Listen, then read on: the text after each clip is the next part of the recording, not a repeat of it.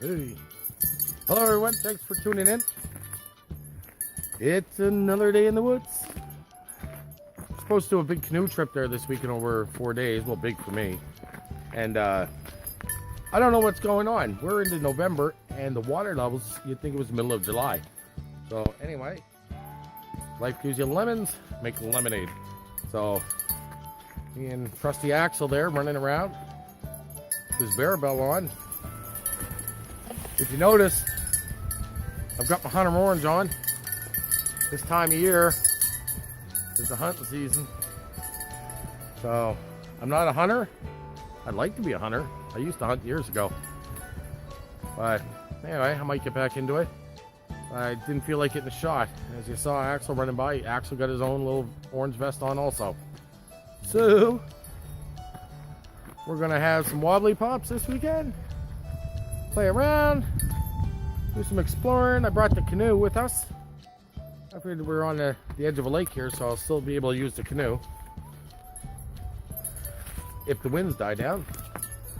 It's supposed to go down to about -6 tonight with the winds around 30 to 50. So it's going to get a little cool. Right now, I think it's around 0 +2. And then with the wind chill, they're saying it's about -5. Give you a quick shot of my setup that we have for the weekend. We're just gonna have a base camp, no moving around. So because I wasn't going on the canoe trip, I brought all the bells and whistles, all my toys. That, you know what I love about this time of year? A couple things: no bugs, very few people, and no ice. Don't need no ice. So anyway, give you a quick shot of the setup that we're going to be staying in tonight. So here's the Jeep all parked. I didn't bother taking the canoe off yet. Crazy Axel there. You're not. Still going strong. Wanting to play. That's all he wants to do. So sun's out, as you can see. It's kind of nice. Get the tent set up here. Love this spot. Used to be an old logging road with a bridge, and the bridge has gone out, so this is slowly getting overgrown. I apologize for the wind noise, if you're getting it. So there's the tent, a little bit of wood there. The last time I've been out here, nobody's been back here since. So this is one of the lakes. So this is one side, and where the tent is would have been the old road. And I don't know if you can hear me or not over the wind, but that's the other side. So this is like a causeway going across. Little blanket for Axel to curl up on for now. I'll be using that later. Huge mistake. I forgot my bloody air mattress. So the ground is really smooth here, so hopefully it's not too bad. So I'm looking forward to using that tonight. It's gonna be fun. And the bed made up, and I took a couple of foam pads that were in the Jeep, put them down on the ground. I'm going to put a reflective survival blanket under that, so hopefully that won't be too bad. If not, I'll just keep stoking the fire. So I'm going to start the fire tonight with using my ferro rod, and so I'm just out grocery shopping for some material. So I noticed a lot of people there. It's really good to know the difference between white birch and yellow birch. Alright, and wire birch. White birch has a natural oil in it along with the yellow birch, but white birch will actually ignite a lot better. So, if you only have yellow birch in your area, come, then you can go with it, but white birch is optimum. Take a little jump over here. Here's another one. If you're not sure, like, you should really look it up, because like in the native community, this is what they used to use for building canoes. Obviously not off trees this small, but it's so good. That with some fine pine branches, and you will have fire going in no time. Now if you look at this is a wire birch, so it has similar characteristics, but it doesn't peel. This is young. This is a young one. We'll take a look, see if we can find a yellow birch. Okay, we found an old yellow birch here. Now if you look, when you peel this, it comes off differently. Alright, it still has the oil in it, you can still use it, but if you can find white birch, you're better off. I will take some of it because it will work, but ideally you want the white birch. Crazy Axel smelling something. Well, him's a good dog. Here we are, it's about 3 o'clock and we're just gathering up some stuff. Use the ferro rod, get a fire going, and get some supper on. Okay, I'm done gathering up everything. I got my birch bark. I got my small twigs over here that I'm going to toss on top. Other than the ones that Axel mixed up on me, but it's all good. There's pine and I get a little bit of maple. The birch that I use, it's the majority white birch with a little bit of yellow birch mixed in with it. And I found a piece of white birch there that was thick. So what I did is I made a little table for it. So here's the trick to the ferro rod that I find works personally. First off, these things are worth your life. They'll start a fire for you if you take your time doing them. But if you look at this, don't get the one with the it looks like a hacksaw blade on the end. Make sure it gets a good striker on it. Alright, the other thing is everyone says, it seems everyone's going with these massive ferro rods now. Not that there's anything wrong with them, but a small ferro rod, you can pick these up anywhere, Canadian Tire. I think you can even get them at the dollar store and just change out the piece of hacksaw blade for a better striker, backside of your knife, whatever.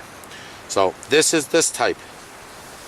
Alright, now I have one with my knife, it came with it, and it's bigger.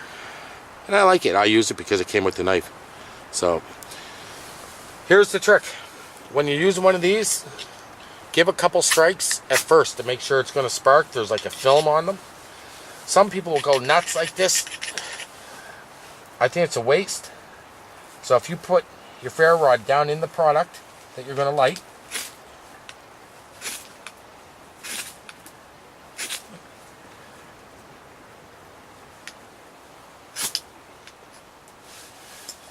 there we go. Just like that. You don't gotta go all crazy like you're killing the thing. And you wear your ferro rod out. You don't have to go all nuts like that. I don't know, some people like to, I guess.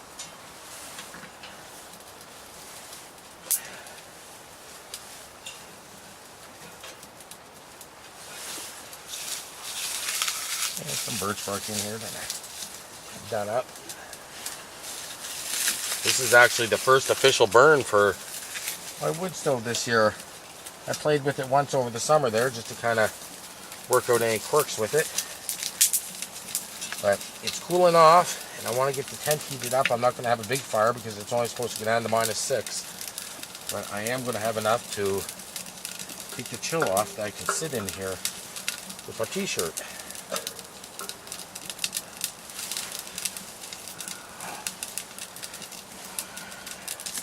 Something else you should do when you're using these hot tents is your first burn. Just kind of take it easy at first. Just to make sure with mine, I have a heat deflector up above. Some tents with the snow trucker have a fireproof hole that people put the pipe through.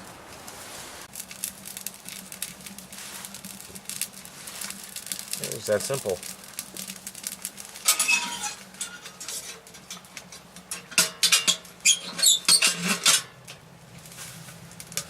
Close that up, get a good draft going.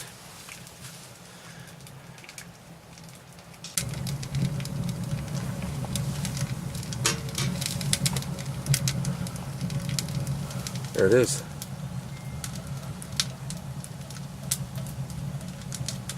You can actually hear it. The pipe starting to moan.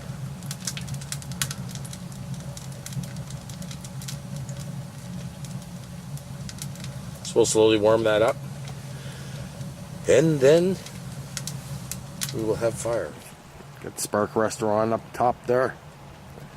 You can see the heat shield there for where it passes through the peak of the tent. Alright. Things are going to start getting cozy. He's already having a nap. It's 3:30, I think it is, in the afternoon on our first day. We are pretty much done for setup on day one. I don't know if you remember, I was saying earlier, before I burn myself here, the great thing about this time of year is you don't get to have ice. Well, I went and picked up a steak yesterday, and not even thinking, because I'm used to doing it in the summertime, I took it home and I threw it in the freezer. So, I have a small bit of coals here, and I'm cooking it very slowly. So, the wind's died down, which is nice. Not having to deal with the wind chill anymore. And get the stove going in the tent there now. It's nice and cozy for later when it gets dark. I might have a small fire tonight, nothing crazy. So tomorrow will be better. Get some wood, and that'll be about the extent of it, and relax and maybe do some exploring. Nothing too crazy. I heard some ATVs going by earlier. There's a trail system up here, so only the one set. No biggie, just people out enjoying themselves. So everything being said and done, I'm kind of glad I did this trip with the Jeep and not doing it with the canoe. It's the first time this year that I've used a hot tent with a new stove. And I'm out of practice for the colder weather, actually. I forgot a few things. I forgot my air mattress. I forgot his food, so I had to stop at a store and grab some food from a corner store, so we all know what that cost me. But he likes his kibble, so he's going to be eating over the weekend, along with all the other treats that he ends up getting. I'm thinking I really should be hunter. I've heard a lot of stuff back here in regards to wildlife.